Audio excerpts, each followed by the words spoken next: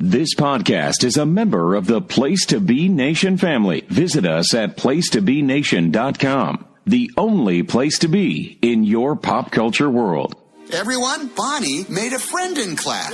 Oh, she's already making friends. No, she literally made a new friend. I want you to meet Forky. Hi. Hello. He's a spook. Yes, yeah, I know. Forky is the most important toy to Bonnie right now. We all have to make sure nothing happens to him. Woody, we have a situation. I am not a toy. I was made for soup, salad, maybe chili, and then the trash. Buzz, we gotta get Forky. Affirmative.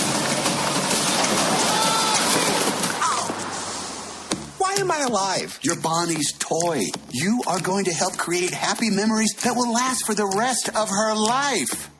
Huh? What? Oh, yeah. Buzz,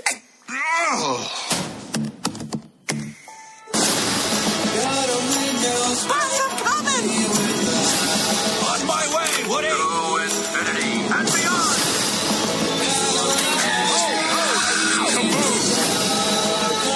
Don't let Woody leave. Kids lose their toys every day. I was made to help a child. I don't remember it being this hard. Woody, somebody's whispering in your ear. Everything's gonna be okay. Place to Be Nation, welcome back to another great episode of Pop Goes the Movies here on the PTBN Pop Feed. I am Andy Atherton, and tonight I am being joined by Miss Miranda Berthold of Geek and Sassy. Miranda, how are you tonight, my dear? I'm good. How are you, Andy? I'm good. Did you have a great 4th? I did. It was a busy day of barbecues and fireworks and the like. How about you? I went to Janae's house, and her and I walked away with some bumps and bruises because we decided if the children were not going to use the inflatable water slide that she had purchased, because it was her son's birthday. Mm-hmm. He's a 4th baby.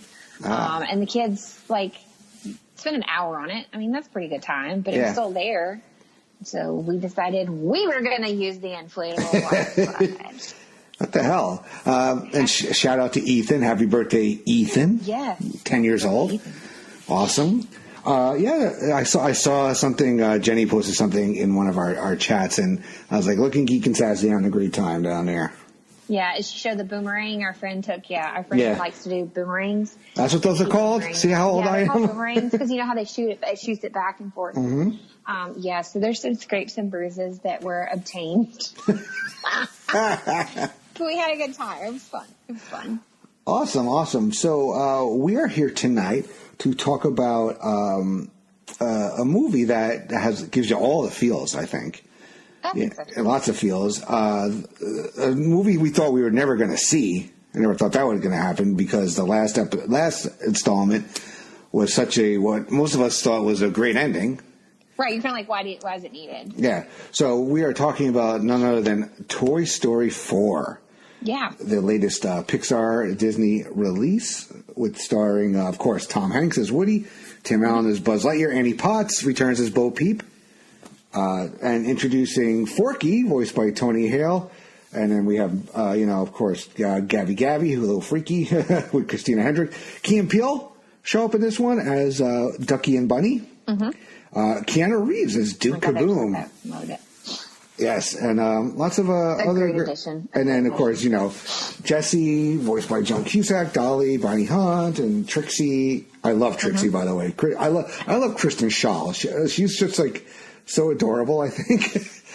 I think she'd be like a Geek and Sassy girl. I think.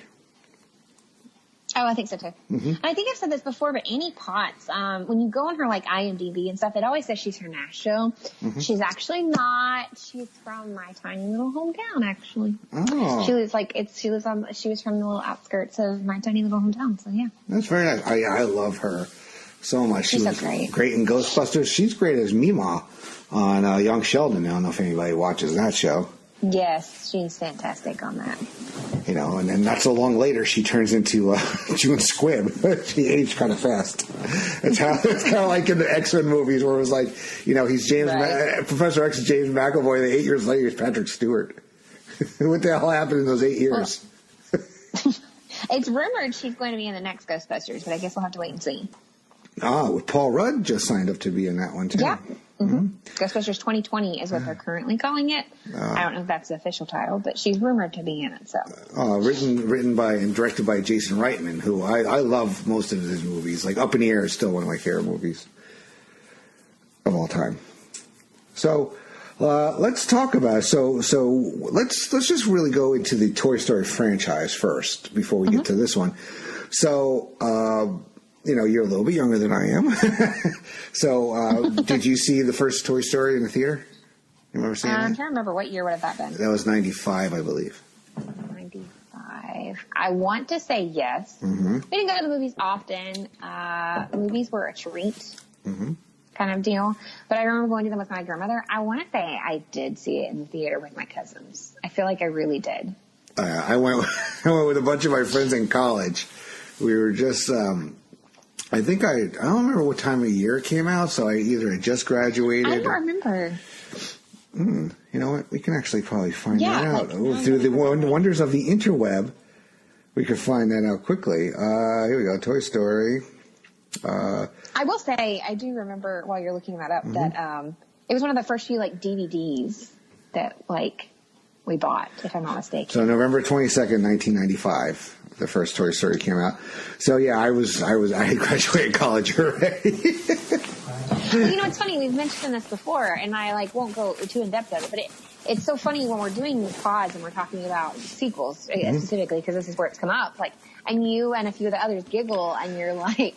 Because I'm not young, but when we talk about what we were doing in 1995, how old we were, when you look at it now as adults, the age difference that we have, really doesn't seem to matter whatsoever. No. But then, what we were doing in 95 versus, what I was doing and you were doing and how that movie would have affected us are obviously two very different experiences. So I do think that's kind of interesting, creating all these sequels, how it plays.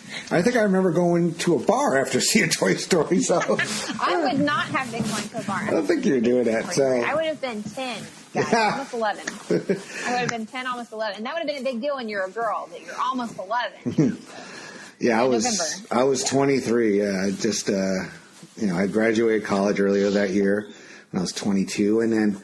I remember seeing it, and I remember going home afterwards and telling my father. I'm my father's big into it. My father worked on Wall Street for years. He went on to, have his own Allstate agency, but he's still, big into the stock market. And I came home and I said, Dad, I have a stock tip for you. He goes, what? I said, you have to invest in this company called Pixar. This is the future of movies. This animated, fully computer animated movie, that's going to be the way movies go. Mm-hmm. And it's the only time he did that and was smart. Then he did. He invested not that much because his idiot son came home and gave him a stock tip, but he did. Yeah, but it didn't take much at the time. I remember my grandparents bought stock in Disney in the the 70s. Mm-hmm. It was super cheap, and it's done well. Oh yeah, there are lots of stocks that have down times and all that stuff. But it was so funny too because we're sitting there and I have two best friends, and my one best friend, I'm sitting there watching a movie, and all of a sudden I just turn and I'm like, oh my God, Buzz Lightyear is Scott. I have a friend that talks just like him. He will look at you going, they're a titanium alloy, and I can fly, kind of thing. Let's see. Full House, or not Full House, oh my goodness. Home Improvement would have been on at this time, correct? Yeah, I think it was. So it would have been in the heyday of him being on. Yeah, Tim Allen was huge at the time.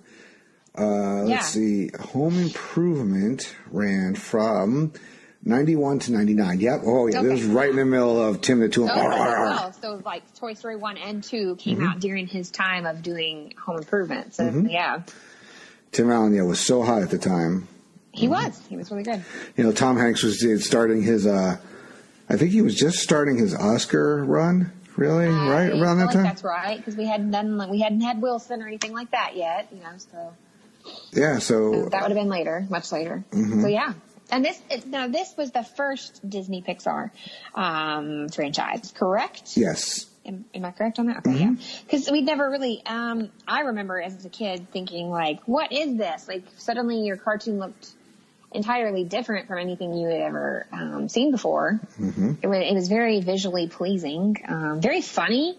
A lot of jokes that went over. It was a good amount of jokes that went over children's head, but that adults loved. This was kind of paving the way for, like, let's see, the Finding Nemo and the Shrek, and even though Shrek's not Disney, but like all of those, more CGI where there's more jokes for adults, but it doesn't take too far out of the way. It's not an adult movie. It kind of paved the way for all of those, really. Yeah, it's like, this is like the grandfather or the forefather, I guess, of all the modern computer animated movies. I remember it was, the voice cast too. I mean, the first appearance of John Ratzenberger, who's basically like the Pixar good luck charm. He's in every movie. Don Rickles. Oh, yeah. Don Rickles is Mr. Potato Head. Don Rickles, right? I grew up, my dad was a huge Don Rickles guy, and I remember when he goes, "What are you looking at, you hockey puck?" Now, nobody under the age of like 40 would get that joke at the time, probably. But I remember people laughing. Yeah, I laughed because my father would have the tapes on when I was a kid, and it was like a joke with like me and like some of my cousins or whatever. We call each other hockey pucks because of what we saw. So then he goes, "What are you looking at, you hockey puck?" I was like, "Oh my God, that was what Rickles used to call everybody because they're stupid." He did. But, and then also we had, oh my God, Wallace Shawn as Rex. Wallace Shawn, oh my God, yes. I don't like confrontations. Oh, his voice is just, I love that man's voice. He's the best. Mm-hmm. And then we had the second one come out, which, originally was supposed to be direct to video. Right. Which is a big thing then. Yeah. But, let's take his indiscretions out of it for him.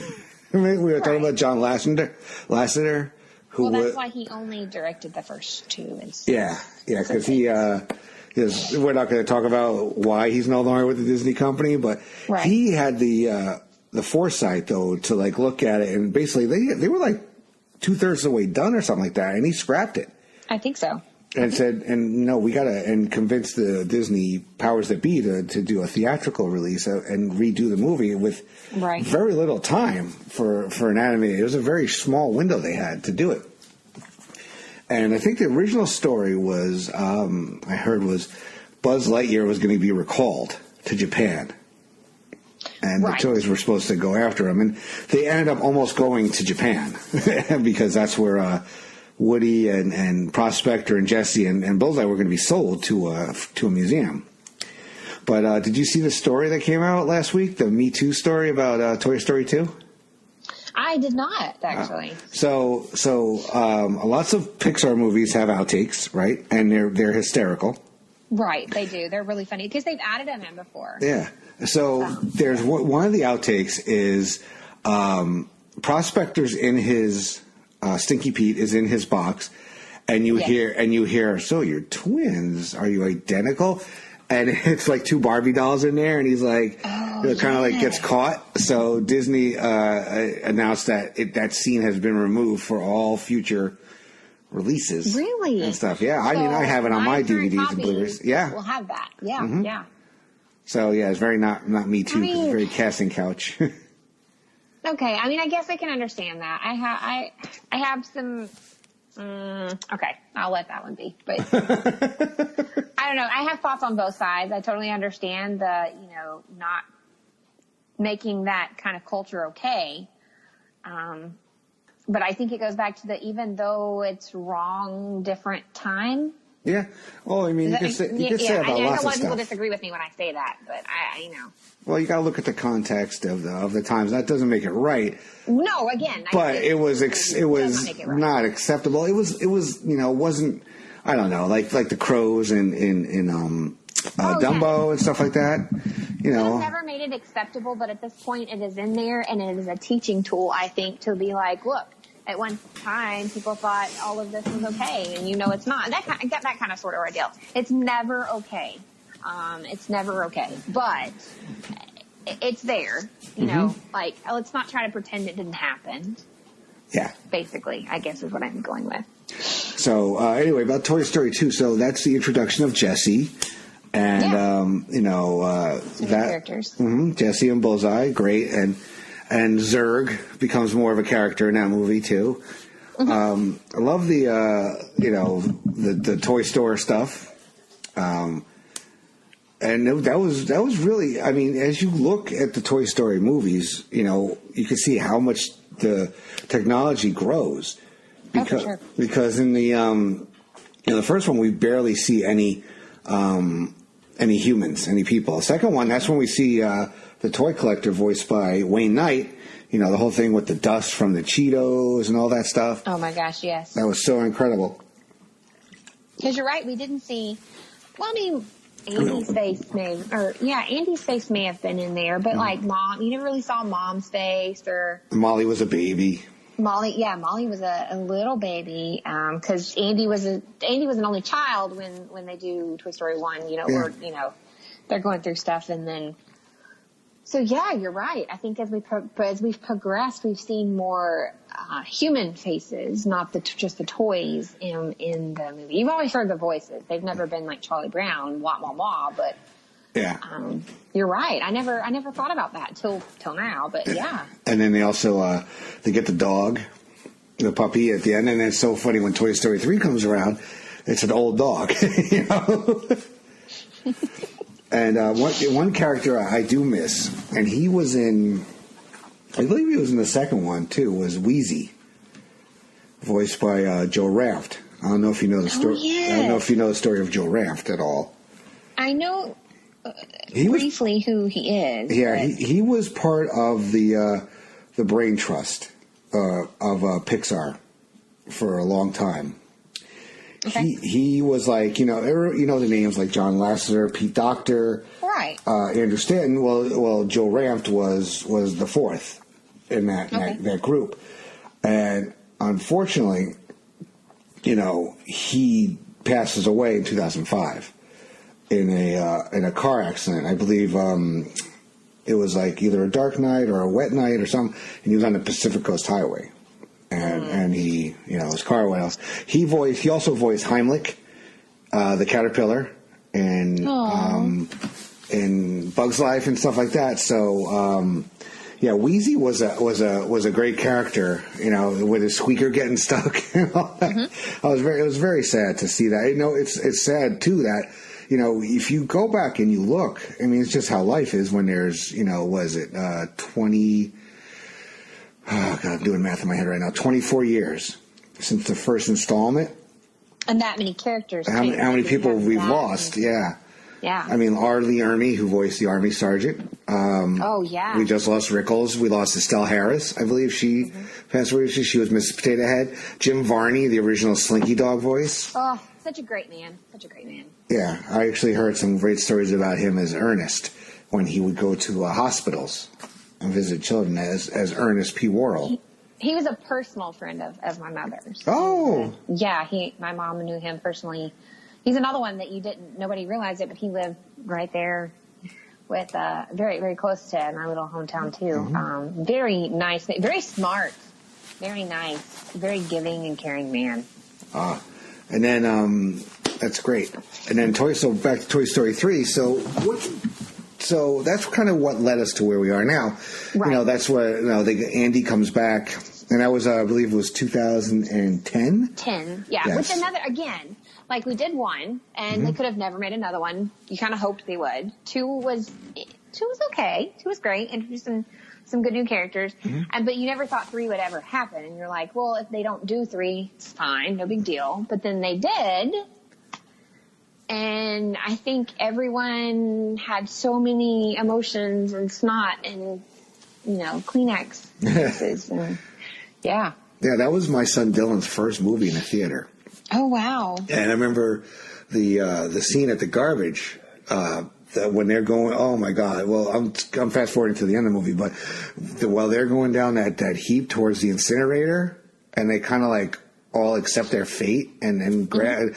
I was like this. I was like a wreck inside. And I have this like little boy who's kind of does have sensory and ADHD, and it was his first time in this big theater. I'm like sitting there like, oh my God, what's going to happen with him? He's going to because it's a little scary too. I mean, Jessica. It is. Oh no, Jessica was 2010, so she was about 8 at the time when that one came out. So she was okay.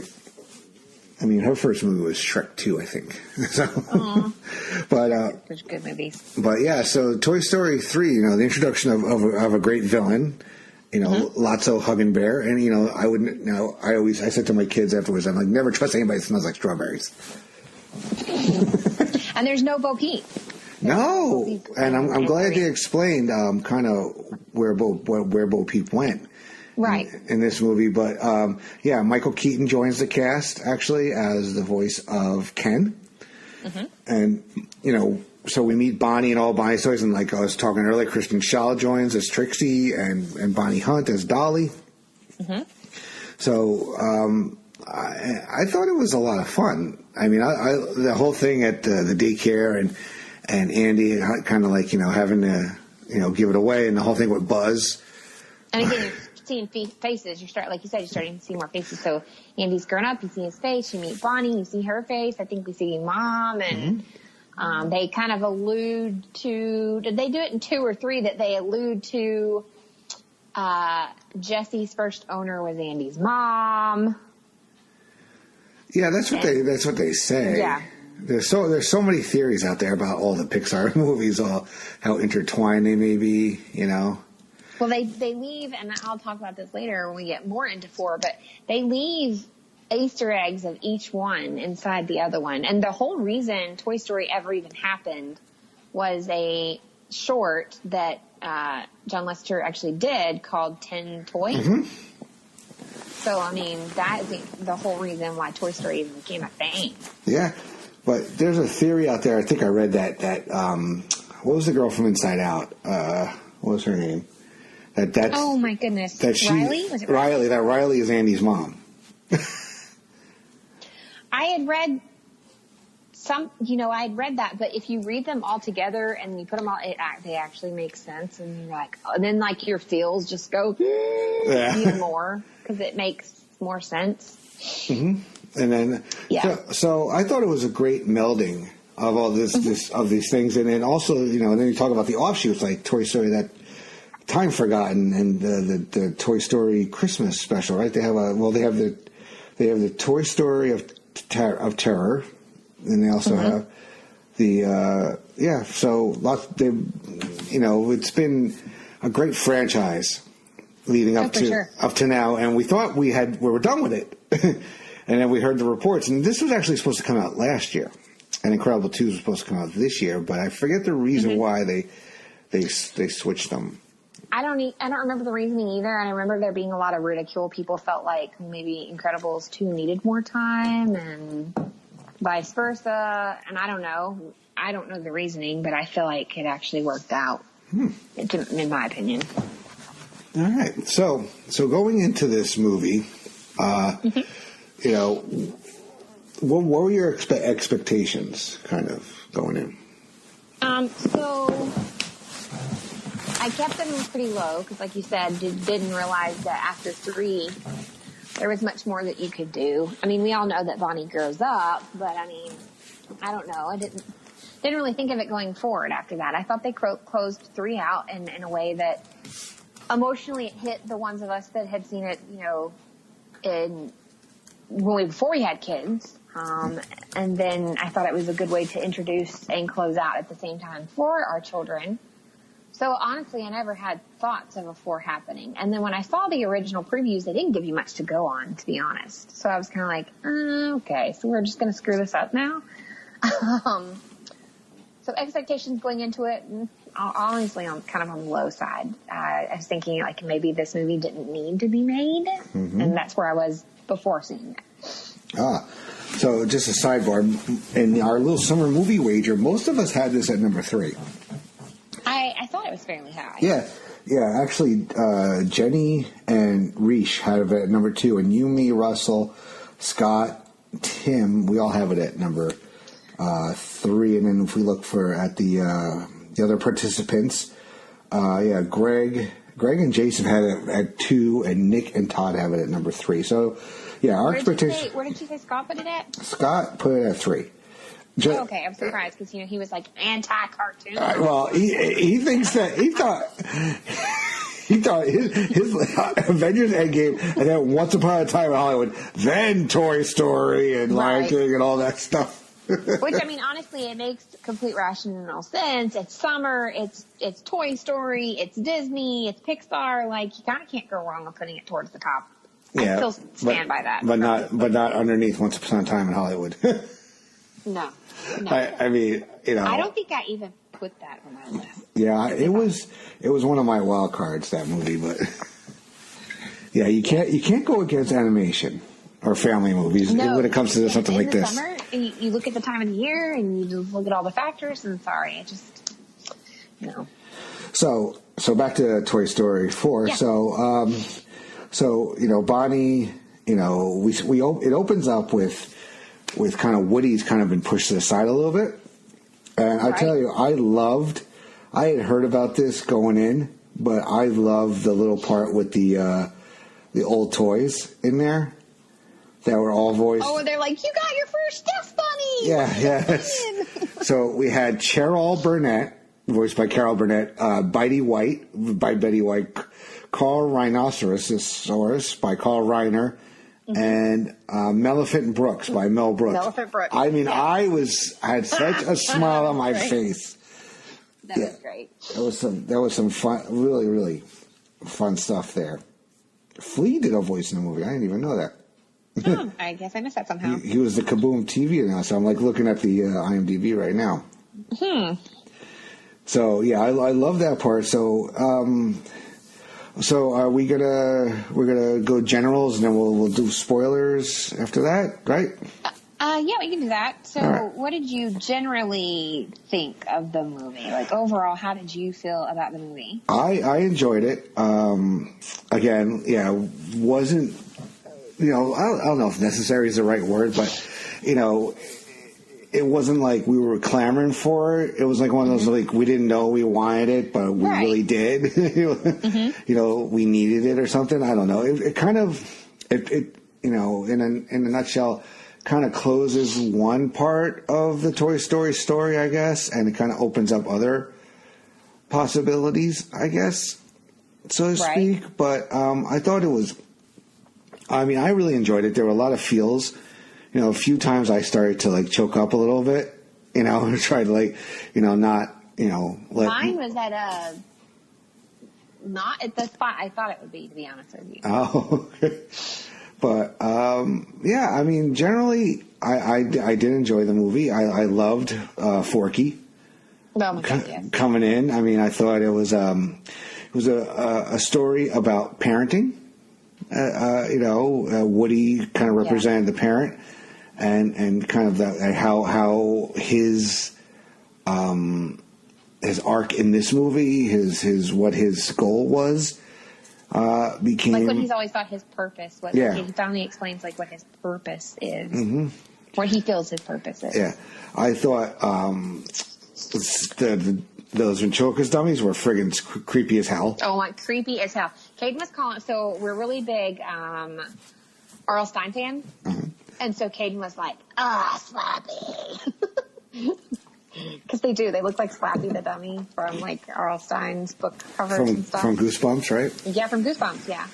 So Caden was like, there's multiple Slappy. And the doll that they protect, the Gabby, that's obviously a reflection of Chatty Cathy. My mom had one of those. So, that's why I call my daughter sometimes when she doesn't be quiet. Chatty Cathy. Chatty Cathy. I've been called that a time or two. Surprise, surprise, destination. No. So what did you feel when your general thoughts when you walked into this fine feature film? I see what you're saying about they could start a second road of these. I'd prefer this be it. Like, as we get into spoiling it in a few moments, I feel like this is like complete closure.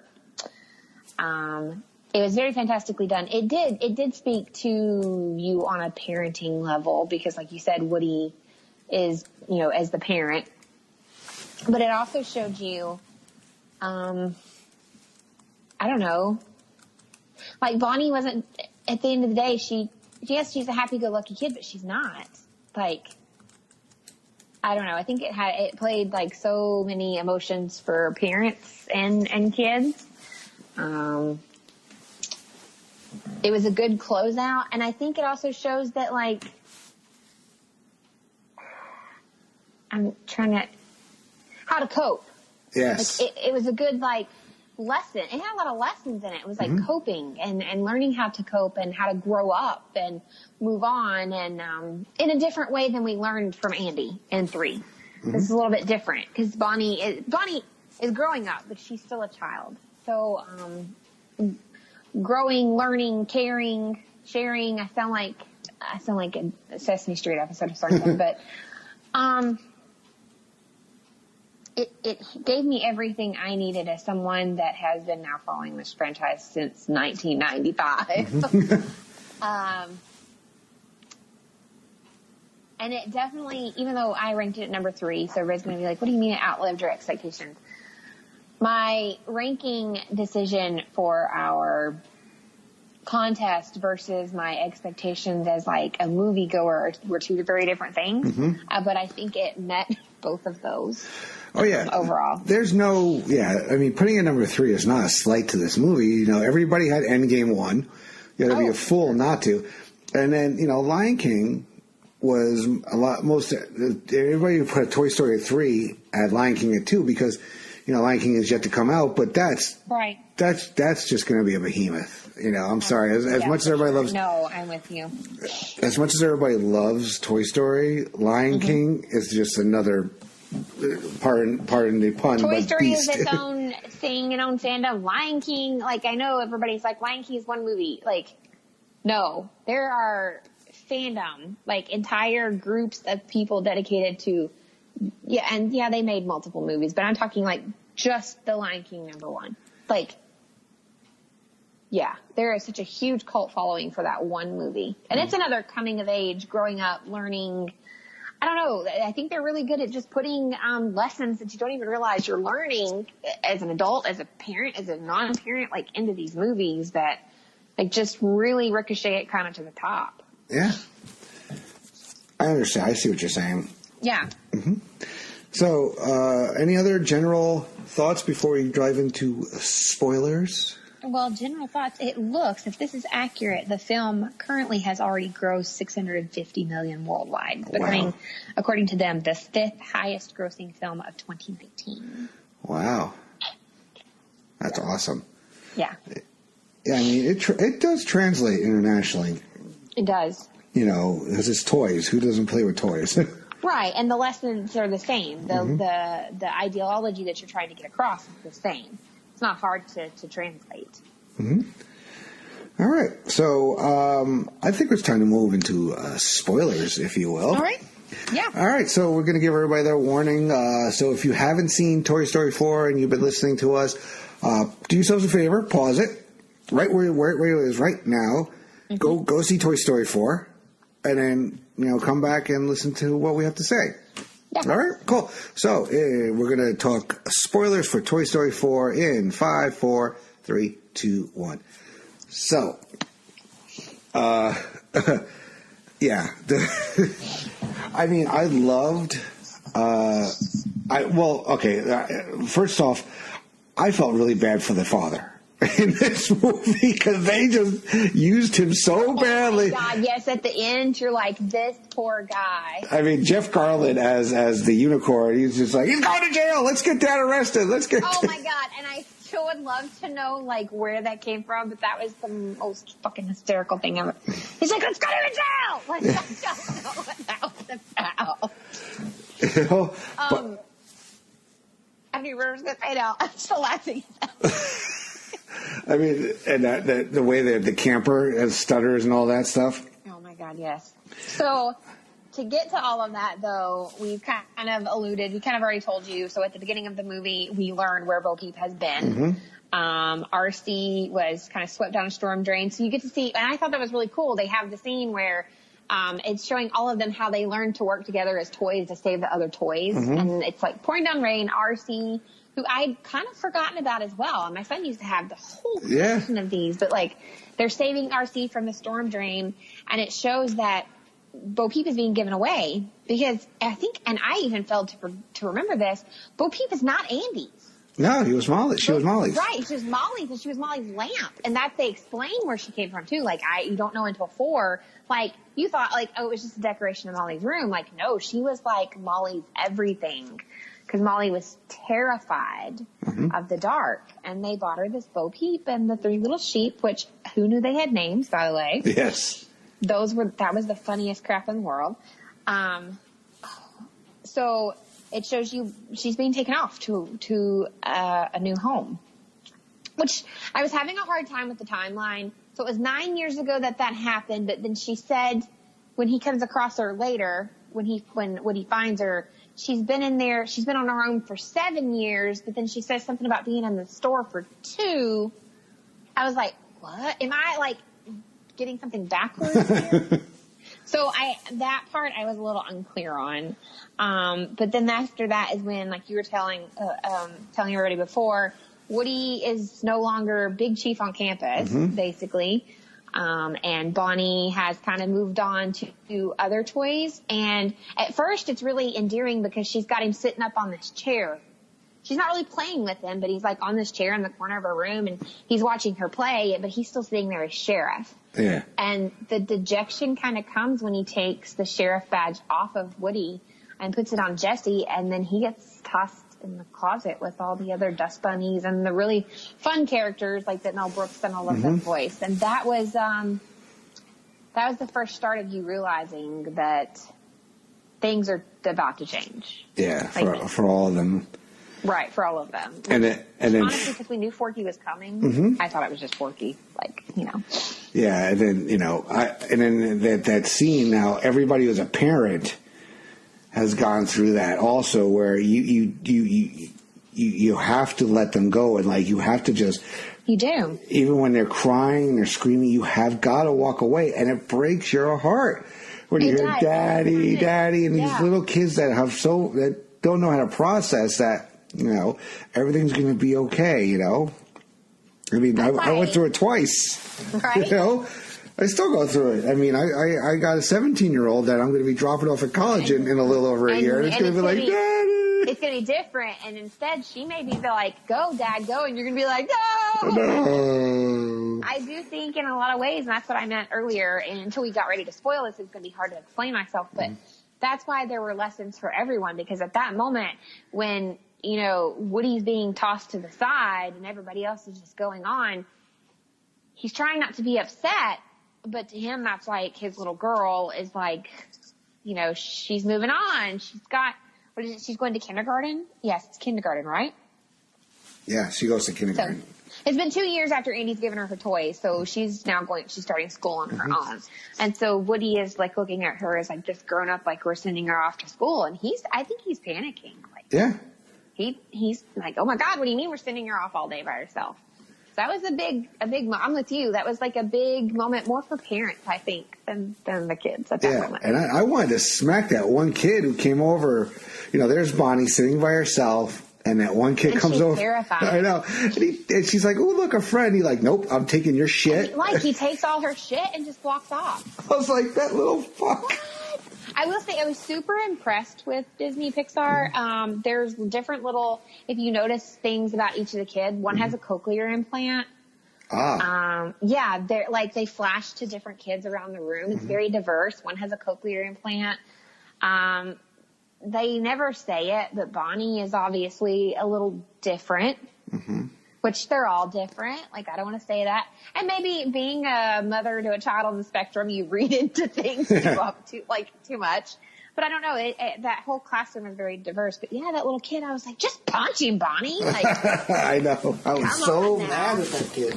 Right, but you can. But at that point when Andy, sometimes I call Buzz Andy. Sorry, like you see Andy in him, which would make sense because he was Andy's toy for so many years. I'm sure he's learned things from him, But when he because he's basically he's been a stowaway because he's like so upset about her going.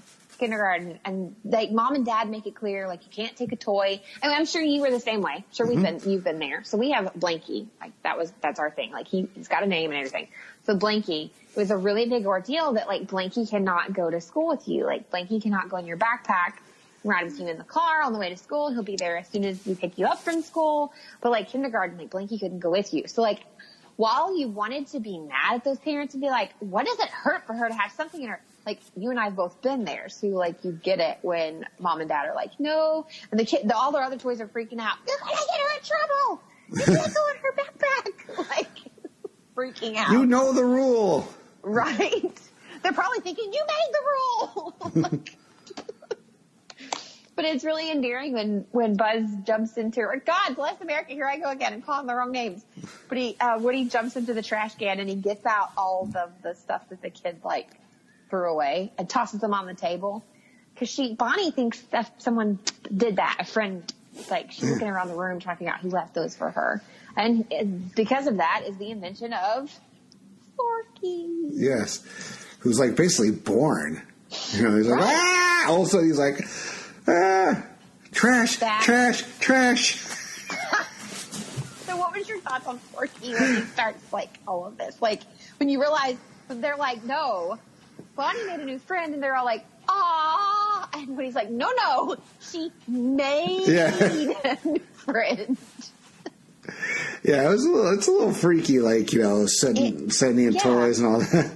You know, all of a sudden he like, you know, he's alive and he just is obsessed with going into trash. He's like, I'm supposed to be for a soup or maybe a chili or maybe, you know. He goes through this list of like things you can eat with his fork. Yes. It's like tuna salad, soup. I know, it was. But it seems like he gradually gets smarter. Okay, let me see if it was just me. Did he gradually get like smarter? You think like he gained more knowledge? Because you notice when he first talks, he's like, like. Fork, like he's not like doing anything, and then he's like trash, and then he starts like actually giving like I'm made for soup. Like he starts like talking more. Mm-hmm. Well, it's like a baby, you know. It's like they get right. You know, when they're like 2, 3, 4, whatever, they get obsessed with something. It's like so hard to direct them away from something that they have their mind on. You know, they just get that. They set their sights on something, and it's like so hard to redirect them. I laughed every time that fork jumped back in the trash can, and Woody would throw him back out, and he'd jump back in, he'd throw him back out. Like, seriously, that goes on for a good, well, it's probably really not 10 minutes. It feels like this happens for like 10 straight minutes. Mm-hmm. You know, and then that becomes Woody's responsibility. You know, he feels like, something happens to Forky, Bonnie will be devastated. Right. And then they end up, at that traveling carnival, I'm going to be honest. When the parents first said road trip, because of the whole incident with Woody getting left in the closet, I was really afraid that Woody was going to get left in the closet for this road trip. Yeah, so... I'm not even going to lie, I did. So a lot of the toys, though, kind of like get underserviced. I mean, it's really Woody and Forky and Bo Peep's movie. I mean, Buzz is really relegated to the background, same with Jessie and Bullseye and the rest of them. But Jessie and Bullseye were really, that number 2 was really about them. Yeah. Number 1 was really about Woods and apparently Woods. they have a love name now. There's a couple named Woods. There was a couple name. Buddy, dear God, just talk for me, Andy. What the hell is going on with me? One was really about, kind of like, we had this discussion the other day on Geek and Sassy about how the different seasons of Stranger Things are really focused on different people. I feel like the different movies of Toy Story have really focused on different characters as well. 3 was really important that you brought those new ones in. 2 was really important that it was Jessie and Bullseye and Prospector. And 1, it was introducing everybody, but it was showing you that Buzz and Woody were extremely important. And Bo Peep was important, but like all of those people, Ham and everybody, were more side characters in all of these. Yeah, it's, I mean, and then the introduction of those, a big introduction in 3. And there's so many characters to service. So I mean, they're not going to highlight everybody, obviously. Right. But it was like, it's probably nostalgia on my part, like, wishing that they were more involved in the movie. Oh, yeah, for sure. Like Slinky, I would have loved to hear more from Slinky Dog, and which, like you said, we've lost some voices between now and then. So I wonder if that was the. But they did replace Slinky. Did they? In the third one, it was Blake Clark voiced Slinky in the third one. But it was, I mean, and then but the new characters were great. I mean, oh, for sure. Key and Peele. I love all their ideas that they would show, and they would. Oh, like, okay, here's our idea. We're gonna how to get this back. And it was always what is it? Do you remember what they called it? Oh, jeez, trying to remember now. That was like the funniest part to me is when every time they're trying to get this key because to like. Long story short, like Forky, he's explaining to Forky, you matter. This is you know how you feel about trash. That's how she feels about you. And they're trying to, because Forky decided like, peace out, bitches. I am a fork. Like I'm a spork. I don't belong as a toy. And Woody goes to save him. So they make it to the carnival that you're talking about, the campground. Yes. And as Woody's trying to get him, because he's like, I know she's right there. Campground is right there. I'm gonna get you to Bonnie. Everything's gonna be great. They pass a creepy antique store where he realizes that's Bo's lamp. Now, she's not on it, and the sheep aren't on it, which I finally remembered. Their names are Billy, Goat, and Gruff. Yes, that's right. So he's like, oh, my God, it's Bo. Like, it's Bo. And they come across some new friends in this antique store while he's trying to find Bo, and that's where we get Gabby, who is very interested in Woody's voice box. Yes. Yeah. Very interested. That was kind of taken out of those, like, those rumors you hear about people, like, waking up in a bathtub full of ice with their kidneys gone. Like missing a kidney? Yeah, that's exactly. I was like, what is going on here? And her creepy ventriloquist dummy dolls that we were talking, the Bensons, which I don't remember the name of the toy, but there was a toy about the same time as Chatty Cathy that it was like a ventriloquist-looking doll like that, which is where the idea of Slappy came from, hence my son calling these things the Slappies. Mm-hmm. But they were creepy, for sure. Yeah. So I couldn't find what they called those things that Ducky and Bunny did, but it was like the something shuffle. Oh, yeah, I think it was like the fluffy shuffle or something. But yeah, these guys are hysterical. Essentially, they are carnival. They're stuck together. They're a duck and bunny, right? Mm-hmm. They're stuffed animal prizes. Yeah. Yeah, but they're stuffed animals. They're stuck together. Mm-hmm. They are stuck together. They're a carnival prize that clearly no one has won. Like no one can win. I guess they're supposed to be like the big prize, which is kind of alluding to the fact that when you go to a carnival, you never win. Yeah, pretty much. There's like these kids trying super hard to win. And they are just hysterical, and they end up on this like whole like we gotta save Forky from Gabby, and we gotta get everybody to Bonnie, and we're gonna get a kid, which is somehow no one ever told them that. I don't think, or I think they just said I know where there are kids because they so badly want to be someone's toy, and so they're trying to get this key that unlocks the case that Gabby is in, where she has stolen Forky away. Mm-hmm. And they're like, how are we going to get this key? How are we going to get this key? And so these two that are stuck together keep giving them ideas, and they all come down to, they're just going to jump out and attack this old lady. And a little lady. A little old lady, Johnny. There's even one where they go all the way home with her. They let her have a bath and a cup of wine. Yes. Like, and that was the best one. And later, he was like dying laughing. He's like, they're in for the long game. Yeah, later on, they do the whole thing where they become ginormous and scare the crap out of the carnival guy. Who is it that looks at him and is like, you have laser eyes? He's like, yes. Yeah. Yeah. Oh my God. Yeah, and the whole thing is like Gabby, is creepy, and she kind of reminds you of the doll from Big Baby from Toy Story 3. But, with those eyes and stuff, but, you do get a little sympathy for her. Oh, for sure, when you realize why. She's obsessed with getting a voice box. Mm-hmm. She was damaged from the beginning. Like, she's never had a kid. Yeah. And she sees the store owner's granddaughter as, like, her way. Like, she's going to love her if her voice box worked. Yeah, and you kind of sympathize with her a little bit, like how she went about it. May not been the best way, but you definitely do feel kidnapping is and extortion and yeah. Those are generally frowned upon. Usually, yes. So they go to the carnival and he gets reunited with Bo Peep. Now, I mean, I would have been, and the fact that Bo Peep's camouflage vehicle is a skunk that she drives around during the day. If you saw that, the best thing ever. If you saw that during the day, I would be freaking out if I'm that car. Yeah. For sure. And her little friend Giggle with Dimples, who is supposed to be like a play on Polly Pocket. Mm-hmm. Yes.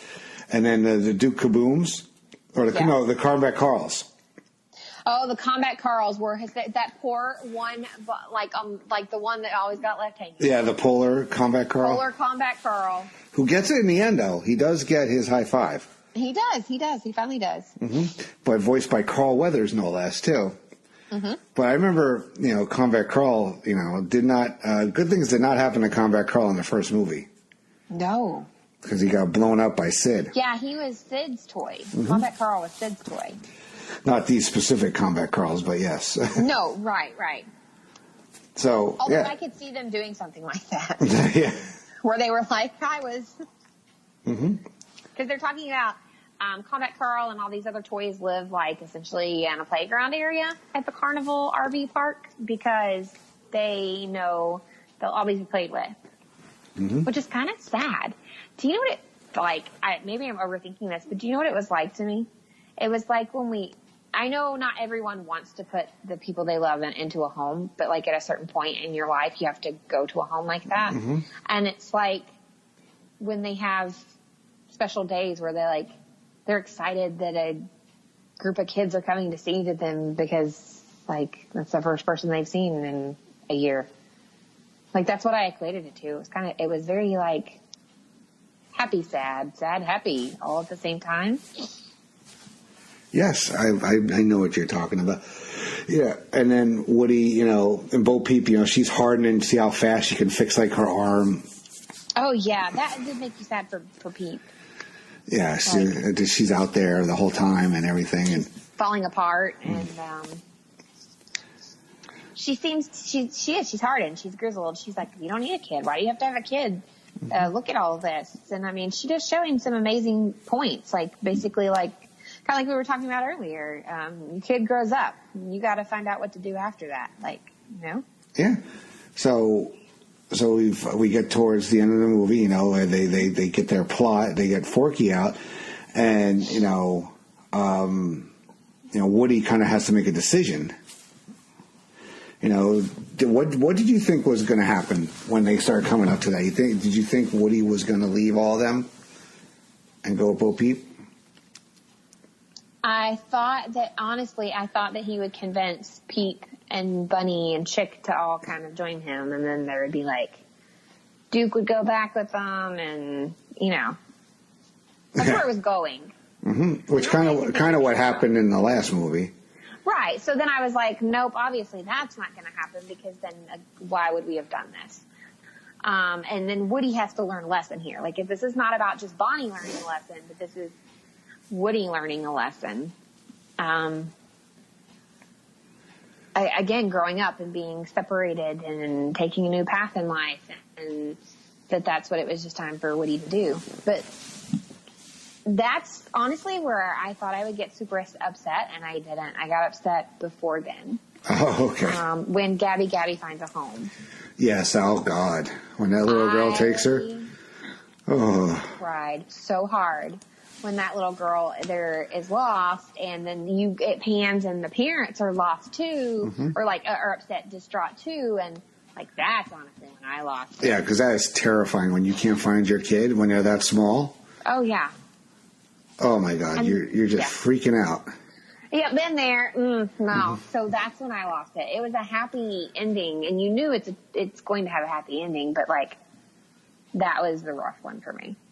Yes, and then so Woody. Yeah, I did get teared up when Woody decides to, stay with Bo Peep and Ducky and Bunny and all them and just move around at the carnival and stuff like that. Because I think Woody's job was done. It was. The writing was on the wall for Woody. I mean, Bonnie wasn't really playing with him as much.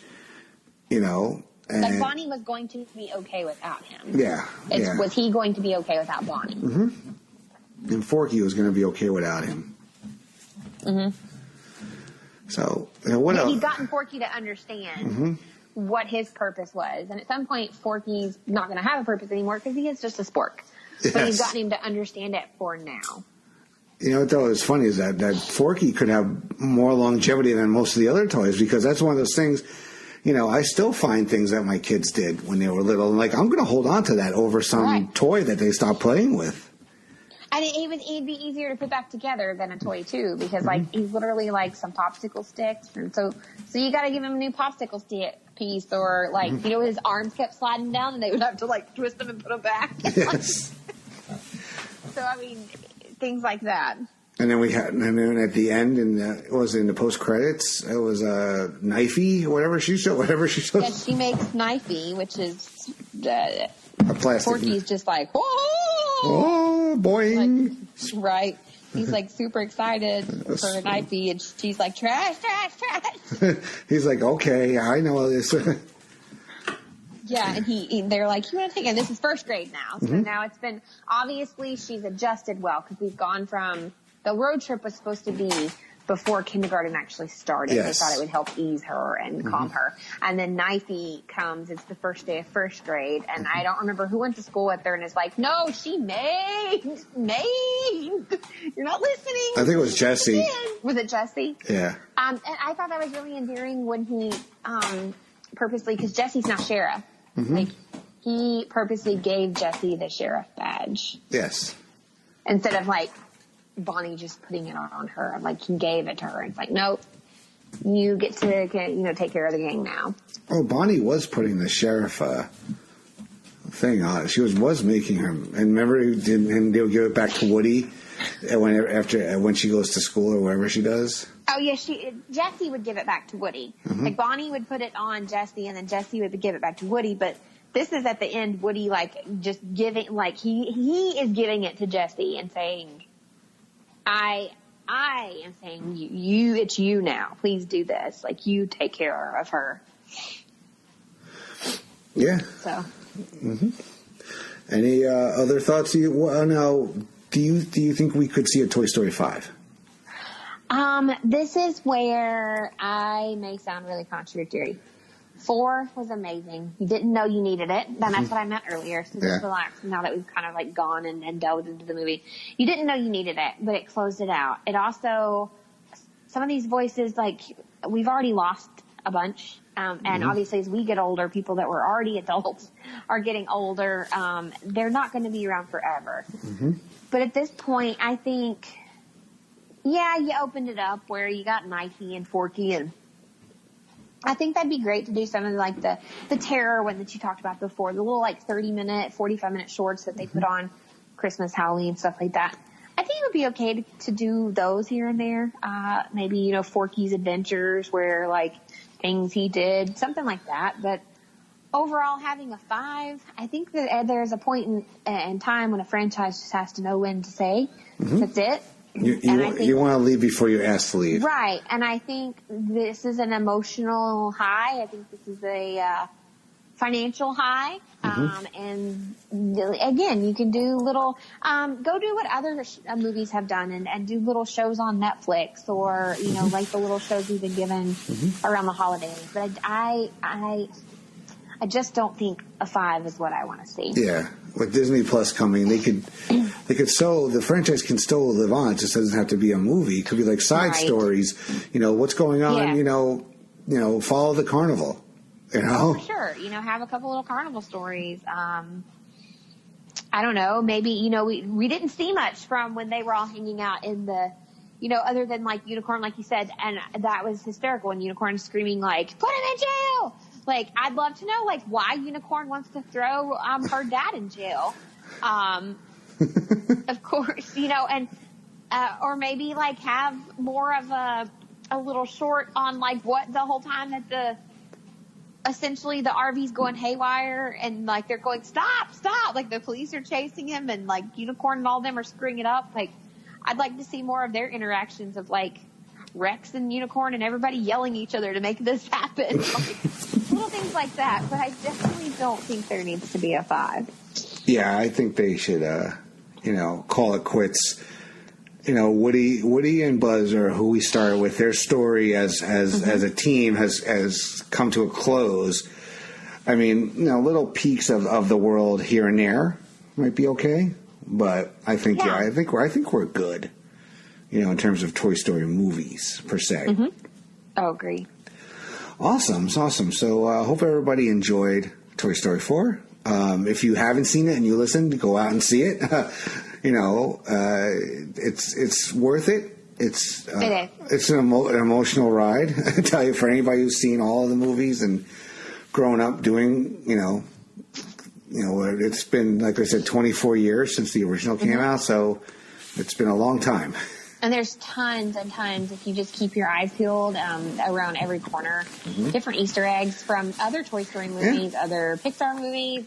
There's a Star Wars reference. It is really cool, and it's even small things, like the year the store was established. The antique store was established in '86, which is the year Pixar established stuff. So they leave a lot in here. Yeah, the A113, the Pizza Planet truck, which was, I believe, a tattoo. A tattoo, which kind of makes you wonder, like, was that the Pizza Planet kid? Because remember the kid that used to deliver the pizzas all the time? Mm-hmm. And different things like that. I forget. The Tin Toy that I talked about earlier. Tinny was in it. He's in there, which is really, really cool. It kind of brings it full circle, basically. And Duke Kaboom was a lot of fun. Keanu Reeves. Oh, he was. We didn't talk about him. Yeah, didn't talk about him much. We all had that, fantastic. We talked about this on Year and Pop because we just did 76, and that was when Evel Knievel was really at his height, and we had those pullback toys or the ripcord toys like the Duke Kaboom in the movie. We had Evel Knievel where you were sending him going over things and crashing, pretending he was Caesar's palace and breaking his neck and stuff. Right.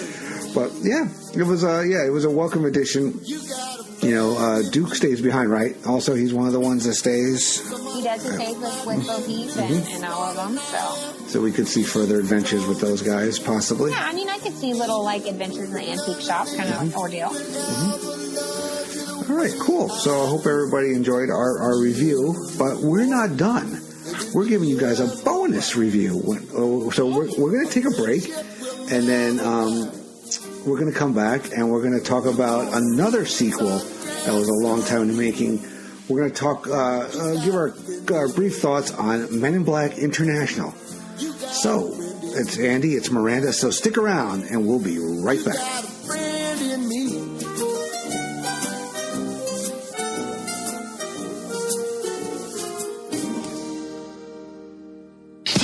Promotional consideration paid for by the following. Place to Be Nations, JT Rosero and Chad Campbell here. We want to let you know that we have over 24 podcasts available on iTunes, Stitcher, Google Play, and PlaceToBeNation.com. We now offer them to you on 2 great feeds. On the Place to Be Nation Wrestling feed, we dive into topics running the gamut from today's WWE to the glory days of yesteryear and the ins and outs of the territory days. In addition to our full-length shows, we also deliver to you special pod blasts on topics old and new. The Place to Be Nation Pop feed is a veritable treasure trove of great content, offering tremendous shows covering the land of movies, television, life, comics, and sports. brought to you by the most knowledgeable and insightful folks in the podcast world. You can find all of these current shows, plus archives of our previous podcasts over the past 8 years as well by subscribing to our feeds on iTunes. And while there, be sure to rate and leave feedback as well. All of these shows, plus others available at PlayStation.com, where we cover pro wrestling, sports, movies, comics, plus in-depth stretch projects and more. Be sure to support our site by using www.PlayStationDaily.com/Amazon while doing your online shopping. And be sure to join us at our forum at Bigelow34.proboards.com for all sorts of wrestling, sports, and pop culture discussion each and every day where you can make your voice heard. We also want to thank our friends at Bonehead's Wing Bar, ProWrestlingOnly.com, and TheHistoryOfWrestling.com. Be sure to follow us on Facebook, Twitter, Instagram, and Tumblr as well. PlayStation.com, the only place to be in your pop culture world.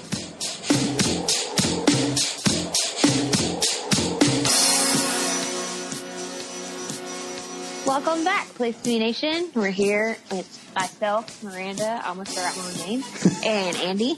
We just gave you a wonderful, emotional, endearing review of Toy Story 4, if you listened to that. And if you paused and are skipping ahead because you haven't seen it yet, we're going to give you a rundown of Men in Black International, kind of as a bonus, because this is something Andy and I actually wanted to do a couple weeks ago, and logistically it didn't happen, but that's okay.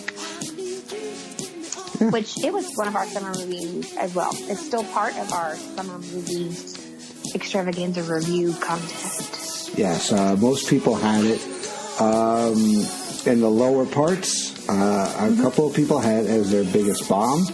I mean, it did not. A little teaser, it did not do well, but I don't think it's the biggest bomb. I don't think it's the biggest bomb either. But so, Miranda, before we talk about Men in Black International, what's going on in your neck of the woods of Place to Be Nation? We actually, as everybody knows, we had to put Geek and Sassy on hold for just a little bit. And then we got tired of having to put it on hold. The surgery that we talked about, I feel like, till I'm blue in the face, has not happened yet. So we have a nice little recap. If you are probably already finished with or in the middle of your Stranger Things Season 3 watch, we did a Season 2 recap with our good friend Kevin Cable, who was actually present for Season 1 recap all those years ago as that took place. So we did a Season 2 recap, and we gave theories and projections and ideas on Season 3. And Jenny and I are throwing some ideas back and forth on what we could possibly get accomplished in coming soon. Yeah, it's a fun listen. I listened to it, and you guys were tremendous help because I have a crappy memory. And it's been, almost a year and a half since Season 2? Yeah, it was 2 years, because it was October 27th of 2017. Yeah. So it was a great listen to, and I'm only one episode in so far on Season 3. I am about halfway into episode 4. Okay. So I'm about halfway done. Yeah, my daughter watched the first episode. We actually also started watching Mr. Iglesias on Netflix because it's an easy half an hour. I mean, we both love Fluffy. Right. So, but yeah, I'm so down for the Stranger Things. I mean, that first episode was so much fun. The evil mall basically putting the town out and all us. Right now. Yeah. I mean, for me, it was like it evoked so many memories. No, that I can totally see. I can totally see. It's just overall comparing it to Seasons 1 and 2. Oh, okay, yeah. I'm not sure how I feel yet. Okay. Yeah, I mean, I have a bit to go. So. Right. So check out, for those of you who haven't started Stranger Things Season 3 yet, check out Geek and Sassy, the latest episode, because it will get you caught up. You guys did a tremendous job. Oh, thank you. Because we were all like, man, God, we're all over the place and forgetting crap. Well, that's what happens anyway. There's so much going on with all those characters and everything. Right. Yeah, so in my neck of the woods, should be posting soon. We just recorded the latest episode of Year in Pop with my co-host, Mr. Scott Criscolo, and our guest, Dr. G, George Robolino, and J. Arsenio D'Amato. We did the year 1976. So it was lots of fun with Rocky was one of the main, the big movie that year. Oh, cool. So that was our closer. We talked about the Muppet Show that debuted in 76. We talked about some sports like the greatest NBA game ever played, they say, was that year in the playoffs. I believe it was Phoenix and the Celtics, I think, in the NBA Finals. Okay. Went triple overtime. The sports is Scott's department, even though I am a big sports guy. He handles the sports and the music, and I handle the movies and television for the most part for that show in terms of running the segments. And then coming up, I have the latest episode of Great Debate, which will have Scott Criscolo, Nick Duke, and Jordan Duncan as my guests. Variety of topics from sports and pop culture. And a new episode of Laughing Theater will be coming very soon with Mr. J. Arsenio D'Amato. He likes to call it his autobiography. So take a wild guess at what movie that could be. If anybody knows how John refers to himself. But I'm really looking forward to a one-on-one show with Mr. D'Amato. Great dude. Have had the pleasure of sitting next to him at an NXT TakeOver. You've never heard one-liners like you wouldn't believe unless you sit next to John at a show. So, Miranda, what's the big thing going on here at Place of Nation right now, though? That would be our 80s music. We love the 80s. That's the greatest song of the 80s. We do. The greatest song. We're moving along. We're we're getting close to being halfway through the first round. That's not easy. Like, oh my gosh. They have 512 songs. So difficult. Yes, there have been some tough matchups up there. I mean, people like all over social media. We got a retweet by Taylor Dane. I know, I saw that. I shared, when you posted the retweet, I shared it all over the place. That's pretty phenomenal. Yes, a big shout out to JT Rosero, who runs our Twitter. He added he adds the artists, I guess, in the matchups, and he added Taylor Dane, and Taylor Dane smart, by the way. Yeah, so smart. Responded, "Come on, Team Taylor," and Taylor Dane did win her first round matchup. Yay! Yeah, she. Let's see. I'm trying to call that up. Who was she against? She was up against Gypsy by Fleetwood Mac. Which is hard, so hard. I'm not even gonna lie. Like, I voted for Gypsies. I voted for "Tell It to My Heart." I am such a Fleetwood Mac. Like, last year for Halloween, I actually dressed up as the White Witch herself. Yeah. Yeah. So what we're going to do is actually we're recording this on the night of the 7th, and because we're behind the scenes info here at Place of Nation on the tournament, we can actually go over the brackets for the 8th. Yeah. Although, who knows, we don't exactly know when this is posting, but we can give our votes on the brackets that are coming soon. So we're ending the Down Under region, which is the third of 8 regions. So, we've had Electric Avenue, we had Rio, we're in Down Under. After this will be Love Shack. So, I'm kind of excited for Love Shack. Yeah. I have to see what kind of matchups in there. I haven't looked. I haven't looked. So. You like to be surprised. I do. I mean, sent the sheet, but I like to be surprised. What I will say for those voting at home, what is amazing is, especially when you are voting on Facebook, because you can vote via Facebook or Twitter. I just happened to choose Facebook. I know my co-host there, you can see, alluded to she likes to vote on both. She likes it both ways, and you are. You can. You are more than welcome to do that. You could double dip. You can. What I really love about Facebook is that in the comments to whatever is voting for are the links to YouTube for one for each song. And sometimes it's really cool because you're like, do I know that song? Like, I don't know what that is. I can't vote for that. And you play it, you're like, I love this song. And then it takes you back to like a memory or a time or a place. And it's just really, really cool to look at that. And it's also like the full music videos, like when music videos were still a thing and like were becoming big. So it's just really cool addition. I thought that I would let everyone know about. It should definitely be taking advantage of there. And that's on the Facebook page. We do share the matchups to the Place of Nation Facebook page, and unfortunately the comments don't travel. So if you want to get to those YouTube links, you have to go to the tournament page. Super easy to click into, though. Like, super easy. Yes. So let's go through the matchups for the 8th. Okay. We have Tenderness by General Public Oh. versus Axel F by Axel F, not F, by Harold Faltermeyer. I think I'm going Tenderness. Yeah, I love that song. You know, it's one of those like sneaky songs from the 80s that may actually go on a run, because it's also been used in a lot of movies. It has. It really has. At the end of Clueless. I know. Oh my God, yes. Over when the credits start. I mean, but Axel F is pretty iconic from Beverly Hills Cop. I mean, yeah. I see this being a very, very tight matchup, and as much as we both love Tenderness, Axel F might kind of come out on top. It might.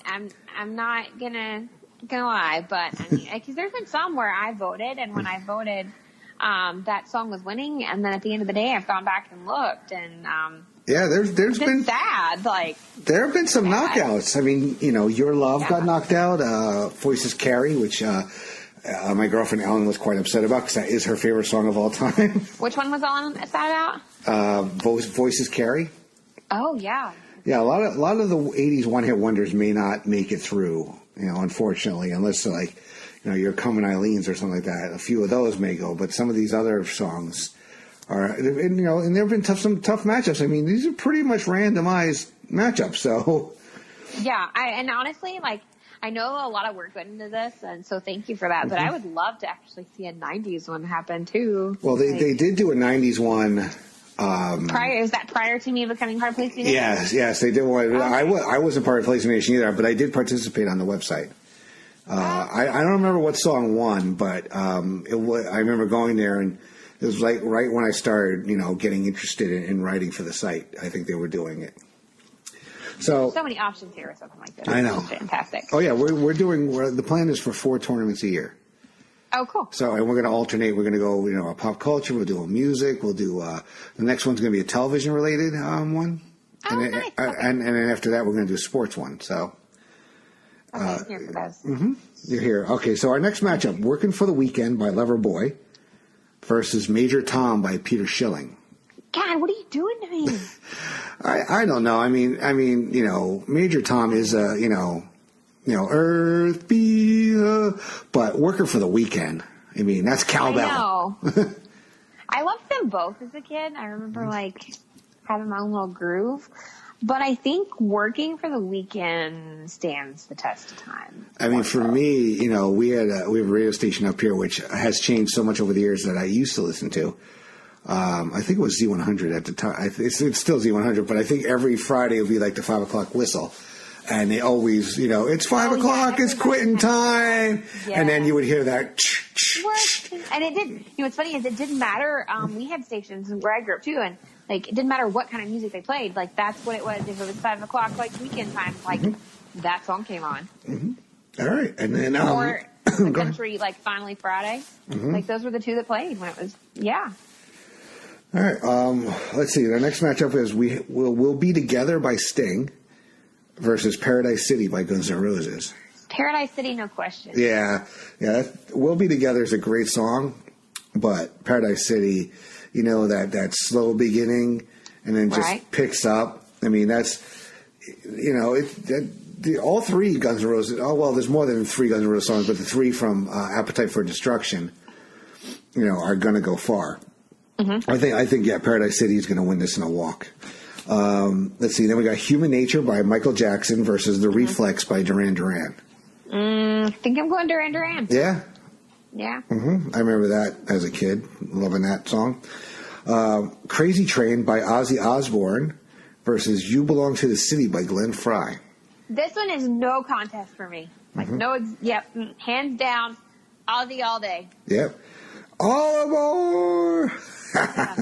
Yeah, Crazy Train, you know, well, if it gets through this, it's going to have a tough toe to hold with... To this day, that is played at Friday Night Football under the Friday Night Lights. Yes, every Friday in my hometown.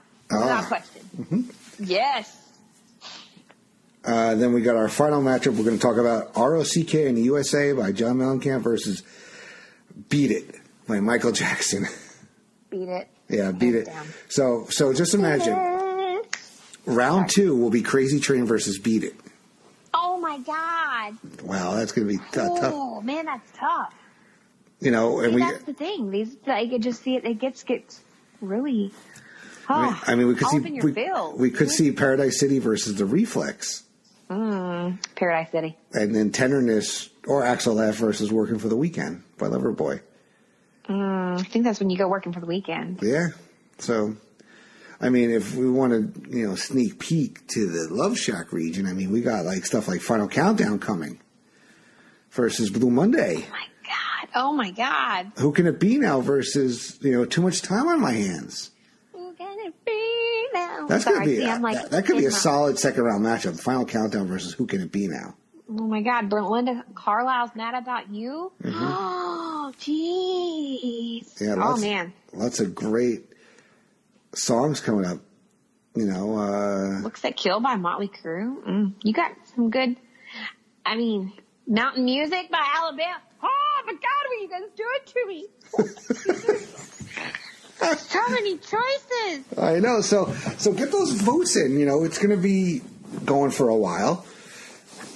We've had some ties, Mm-hmm. Yes. So basically, what happens is we check the Facebook results when the polls close, and then the Twitter, and then we look at Twitter, and if it's contradictory, we add the votes up together for each one, and then the winner moves on. Now we've had ties.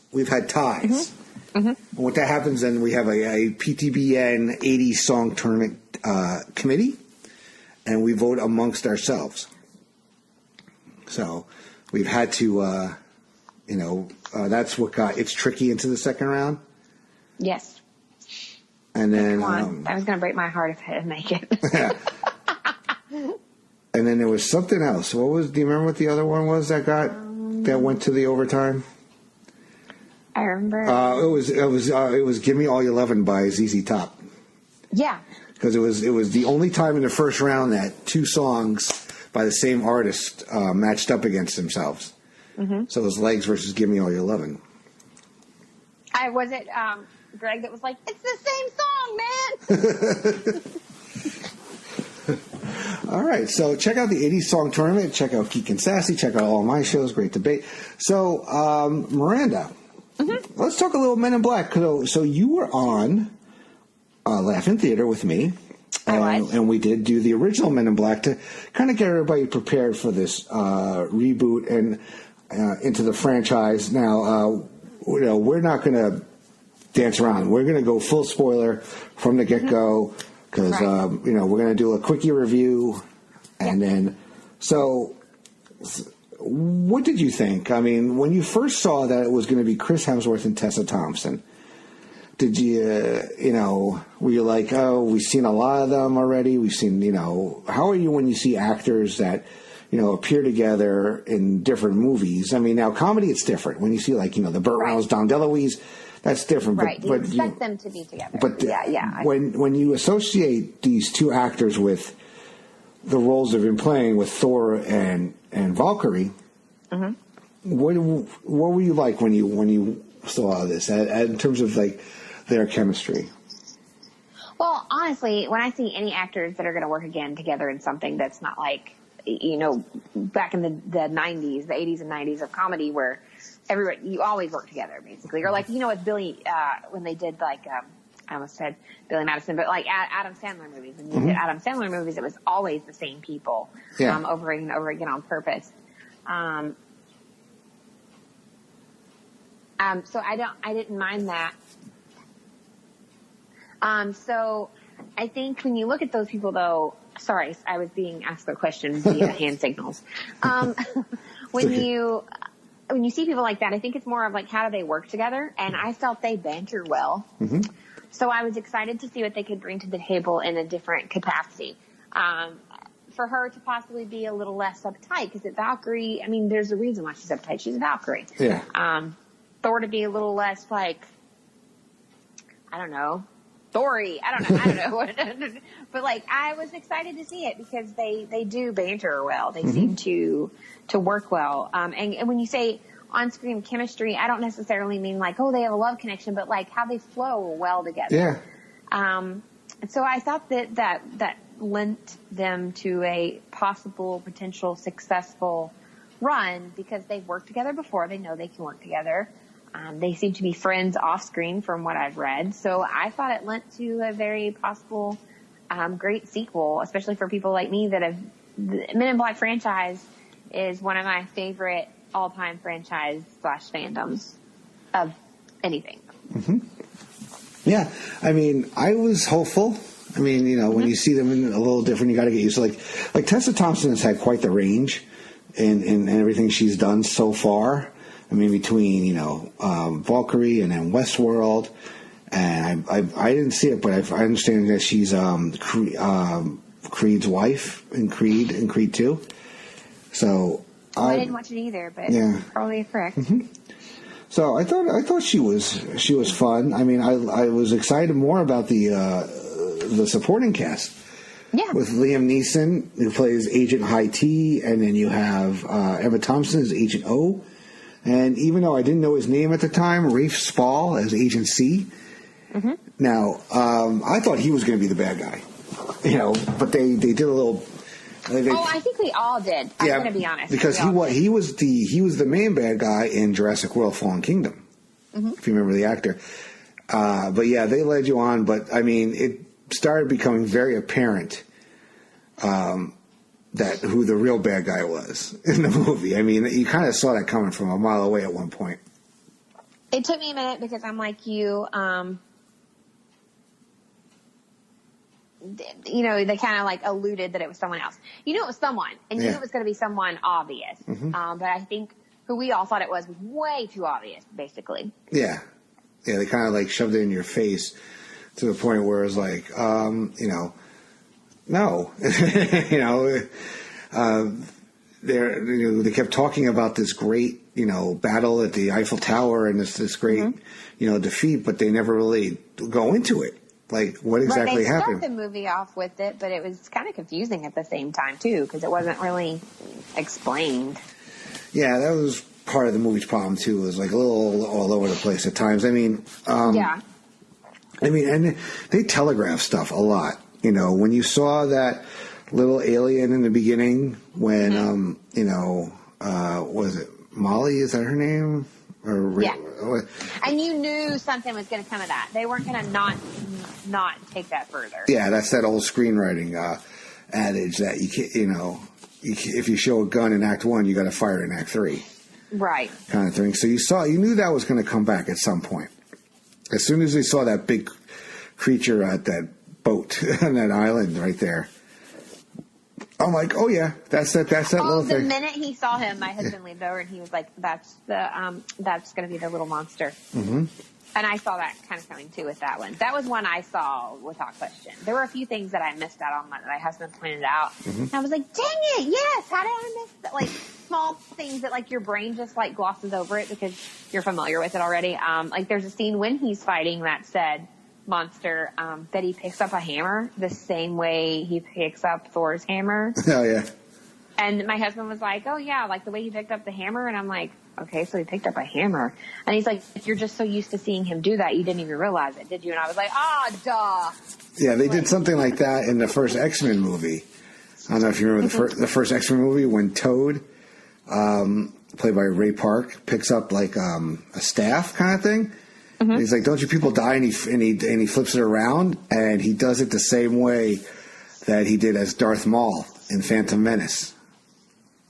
So if you ever go back and watch the first X-Men movie again, it's towards the end of the movie at the Statue of Liberty fight. Okay.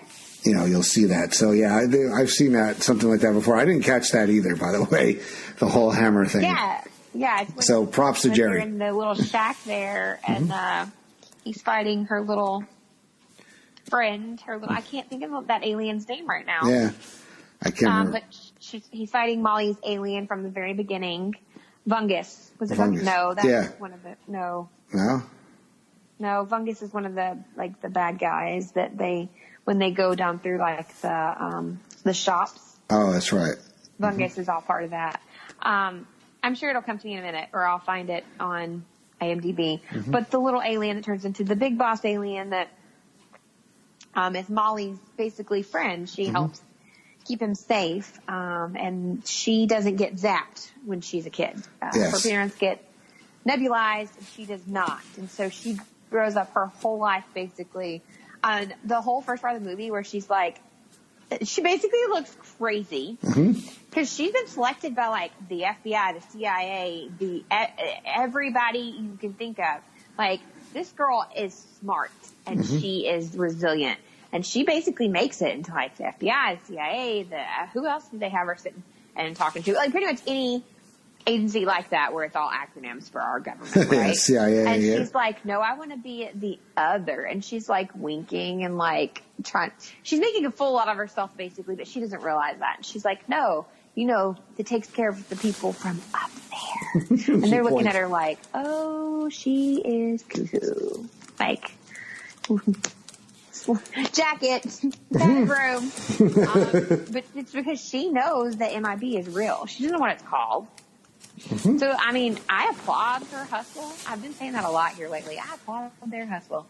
But I truly applauded her hustle with making her way into MIB the way she did. Oh, yeah. She showed chutzpah. Right, there you go, chutzpah. Chutzpah.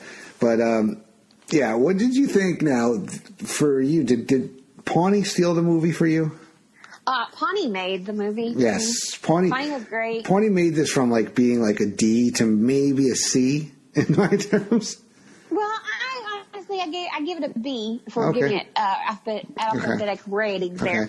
But Pawnee, here's the thing though. Everybody was like, well, they needed less Pawnee. If they'd had less Pawnee, there'd been no movie. Or here's the thing. Every Men in Black movie has had some sort of talking something that played a huge part. And you got the worms, you've got the dog, you've got, any of those. So Pawnee was needed because you didn't have the worm or the dogs again. But his banter that adds into what Tessa and Chris have together is just hysterical. And honestly, because there was a preview that came on before Men in Black for Batista's new movie, Stuber. Oh, yeah. And the guy that is the Uber driver in Stuber is the voice for Pawnee. Kumail Nanjiani. It makes you want to see his movie even more. Yeah, I mean... Like, it made me want to see Stuber even more, like, just to be honest. Like, when I finished watching Men in Black. Yeah, Stuber's one of those, though. That could be like, on those discount movie days. My son really wants to see it, and it is rated R, so I'm thinking, based on everything I've read about it, it may be his first rated R movie. Yeah, it was probably R for language. Right, so this may be his first rated R. Well, and I could be wrong, but I could have sworn it said it was rated R, but... Yeah, Pawnee was the best. He made it. I was mad at myself for not catching on to some things beforehand. Like you said, the movie has some plot holes. At times I felt that things were rushed, and as a lifelong fan, I was disappointed at certain parts. But then I was also mad at myself because they made something so obvious, and I completely missed it. Like we were talking, the fight at the Eiffel Tower. It's just how it was like, it's the same phrase, and I wish so sad that they use the same phrase over and over again, and I can't remember it now, but like, they keep using it, like, to the T, the same phrase, and why I didn't pick up on that. I don't know. Like, I don't know. Yeah, that was kind of like, you knew about the what was the name of the bad guy? It was, trying to remember, from the scum of the universe. That's right. Protecting from the scum of the universe. But it was oh God. Let's see. I'm trying to. Are you talking about the very beginning, the monster they're supposed to be protecting? The Hive, that was it. The Hive, the Hive. And so, Vungus was the one that he gives Molly the essentially like the way to take down the Hive. Yeah. And says, I can't trust H anymore, or something's different with H. So between that phrase and then H kept using the same line over and over again. I should have gathered that he'd been nebulized. Yeah. But I did not. Like, I'm not even going to try to pretend that I was like, oh, I was super smart. I got it all. No, I somehow totally missed that. I was so mad at myself. The minute I realized it was like, oh my God. It was there laid out in front of me like the whole time. Yeah, I mean, the fact that, they never really talk about it, about high tea, about memories and all that stuff. Yeah, right. Yeah, you saw, as soon as they're like, oh, there's a leak inside, it's got to be at the top. Right. It wasn't going to be Emma Thompson. They did something that made you think it was high tea, like right then. Yeah. When he's like, you go downstairs, but then they're like, nah, it's C. And so honestly, I thought it was C until I was like, that is way too obvious. Just way too obvious. So, what other, things can we chat about this movie? I mean, I kind of like, I love, I'm a big fan of location hopping, in movies. Yes, I did like that a lot. I like the locales. I mean, I thought oh, for sure. Those are always a lot of fun. Again, we weren't big fans of the title, Men in Black International. No, because I mean, I think that we've talked about this on the pod that we did together. In general, is that like I think it's an understanding. Yes, it's international. Like they've always been like you kind of knew when you were watching the regular Men in Blacks that there had to be a unit in other parts of the world. Like it's intergalactic, really. So that frustrated me a little bit, but I understand better why they chose international. Even if I still stand by, I don't think it was the best choice of title. So, do you, based on the performance and how this movie did, do you think we're done with Men in Black? No, I think they'll give it a second go. I hope they listen to feedback because Pawnee, especially if you're going to add Pawnee back in there again, or even if you don't, Tessa and Chris do a great job together. So having H&M, and clearly she's staying. She's going to be part of that international group, not just the American group. But H.M. and Pawnee work well together. Emma Thompson does really good as Agent O.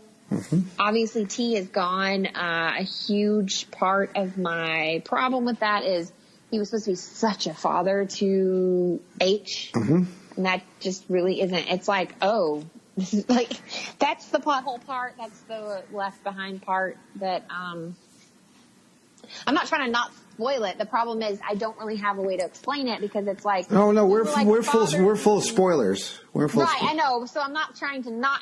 People are probably like she's stuttering because she doesn't want to spoil it. Like no, like that's the problem with that section of the movie is that it was like, oh, you were like a father to me, really? Like are you kidding me? We're waiting.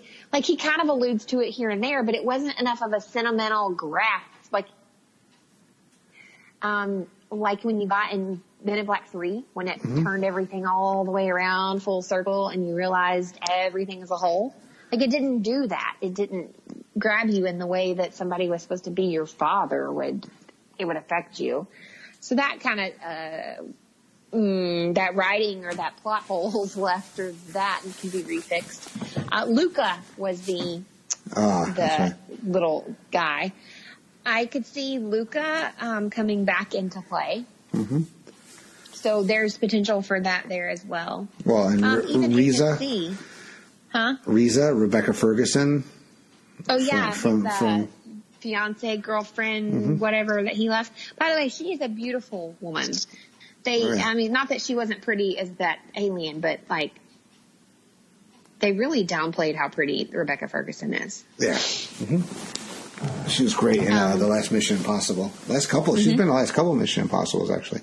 She has, hasn't she? Overall, I would like to see if they could continue this a second time. I liked being back in the universe. I liked seeing the different aliens because there were new aliens. The little one that she touched, like the play on Tribbles, basically, where they went everywhere. The homage to J and K in High Key's office. The picture, yeah. Yeah, that was pretty fantastic. There were other little things like that played homage. My son, though, had a huge complaint when the movie ended. Okay. I did really like, cause you and I were talking about that, classic, when we watched the original, we did our live watch and we actually even said something about the font. They kept it and they kept like the black star background, right? Mm-hmm. At the beginning and the end. His complaint was that would have been a perfect opportunity to have interjected Will Smith's Men in Black song back into the fold. He said he understood why they weren't in the movie, but he said that would have been perfect to have put Will Smith's "Because We Are the Men in Black" song back, or even have asked him to redo a new one. Yeah, they could have done an updated version. Right, an updated version of the Men in Black song. But he was like, he's like, they ruined it. He's like, they had perfect opportunity and they didn't take it. And this is, he's 13 now, but like, this is a 13-year-old being like, they have plenty of, this is perfect. Like, right here is where it could have gone. Like, it was neat. He felt like it was needed. Yeah. It needed to keep the franchise going. I mean, right. Because, like we talked about earlier with Toy Story 4, I mean, you heard You Got a Friend of Me in every movie. Mm-hmm. So it's no, it keeps the through line of the franchise. Right. Brings it to like full circle, into fruition kind of thing. Mm-hmm. But yeah, they definitely left the door open. I'd be okay if they did another one, but they need to tie up some things and like maybe it was rushed. I don't know. I've been trying to do some research. At the same time, I don't want to get mad. And again, maybe my hope of these movies withstanding the test of time just isn't possible. Yeah. Like maybe they're too B-rate, because they were kind of like on the end of that whole B-rate thing that we were doing in the 90s. Mm-hmm. Still. Mm-hmm. And maybe they're too much of that for this generation, and nothing against them, but you know what I'm saying? Like maybe it's just not what current day needs. So I guess time will tell. I'll watch it again when it comes out where I can. Mm-hmm. Yeah, I'd give this another shot, like when it hits like Netflix or whatever, just to maybe I was taken out of the moment by like some plot holes, and I kind of. That's what sucks too, is when there's like a script issues that kind of takes you out of the movie and you kind of like will maybe miss some positives. I agree. I definitely agree. Yeah. So, all right. So that's our basic little review of Men in Black International. So you didn't hate it? I didn't hate it. I gave it like maybe a C in the C range. I mean, it wasn't like the worst movie I've seen, this year. But by far it was not, it was down there. I mean, looking at the summer movie wager, I mean, it's doing, actually I just had it up what it's done so far. I believe according to IMDb, the budget was $110 million. It's done almost $67 million domestically. Worldwide gross $200. Which is what matters for our thing. And as of June 30th, it did $220 million worldwide. So I mean, it's going to recoup its money. It's going to be considered, on the positive side of the ledger. But I mean, let's kind of look like I had it at number 9. Russell had number 9. Scott didn't even have it on his list. Jenny had it as a wild card. Miranda, you had it at 7. That's kind of high. I did, but it was my faith in the franchise and my love of the franchise that kind of had it up there, and that may be what makes or breaks me. Honestly, yeah. It may be. Andrew and Greg had it as their bombs. Jason had it at number 9. Nick had it at a wild card, and Todd had it. He didn't even have it on his list. Yeah, I mean, I don't exactly. I haven't looked at the standings on where it is right now, but I mean, I lost my number 10 because your Bird movie got moved. I'm sorry. Everybody keeps asking me, like, they asked me on Geeking Sassy too. They're like, "What happened, Miranda?" I'm like, "Stop asking me. I don't know." It's not a Bird movie. Yes.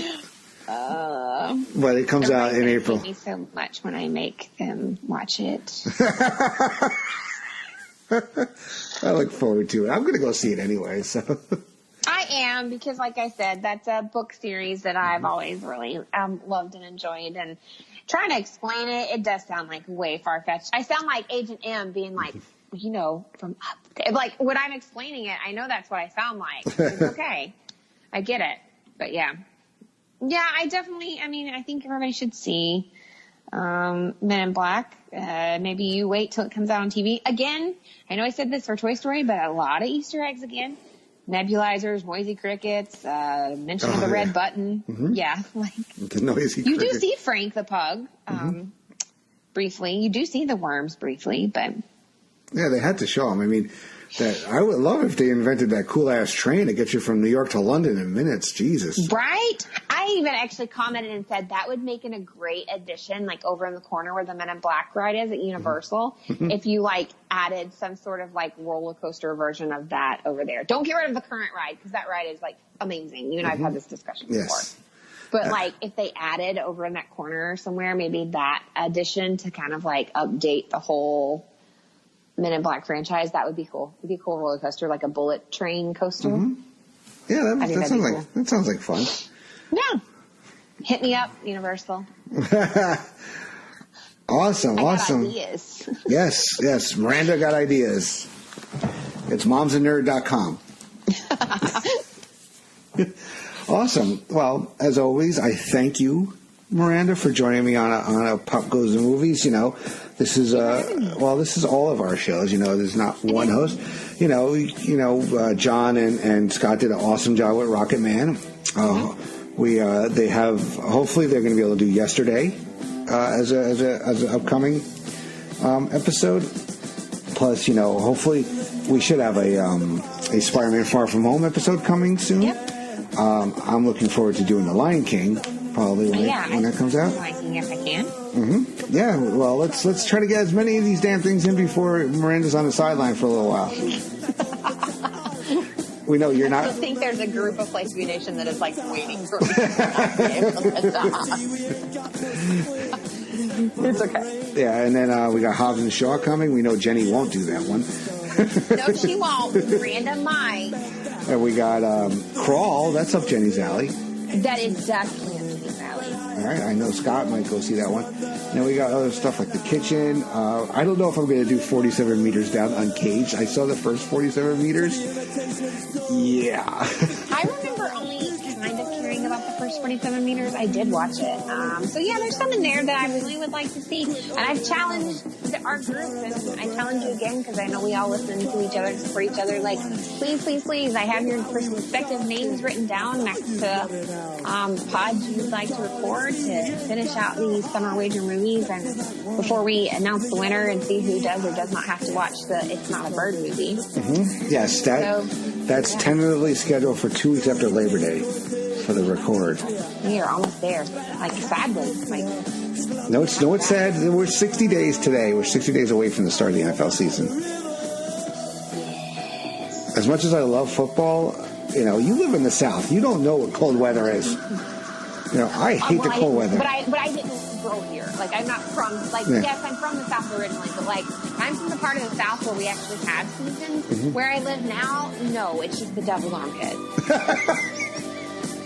Or his crotch. I'm not sure. It's pretty damn hot. All the time. But no, where I grew up on the Tennessee-Kentucky line, it is the South, I understand, but, we get snow. We know what that powder stuff is. Mm-hmm. So, down here, they don't. They freak out. But then my husband's from Chicago originally, so obviously I've been to Thanksgiving and stuff in Chicago. That's colder than, where I'm from, we call it colder than a well-digger's ass. Oh, yeah, it gets cold up here in Connecticut, so trust me, it's not fun. But anyway, so you're not looking forward to it because that means cold? God, no, I hate cold. Believe me, I will treat you. Yeah, okay, I'm done. Anyway, so on that note, I want to say thank you everybody for joining us for this episode of Pop Goes the Movies, and we'll catch you on the next one. All right, take care, everybody.